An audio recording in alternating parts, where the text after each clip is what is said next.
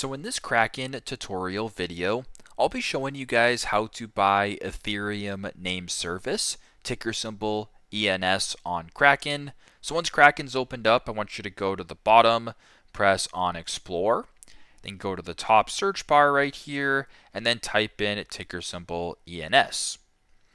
Two options down for me, it says Ethereum Name Service. Go ahead and press on that. Once you're here, go to the bottom right and press on Buy. On this page, type in the amount of Ethereum name service that you want to purchase. So if you wanted to do $25, I would type in 25 and then press on the purple arrow. On this page, you can review the amounts of crypto that you're purchasing, the price of it, the fee, the total, as well as the payment method. And if all looks good to you, press on the purple confirm button to proceed with the transaction. So that is how to buy Ethereum name service, ticker symbol ENS on Kraken. Thanks again for watching, and I hope this video helps.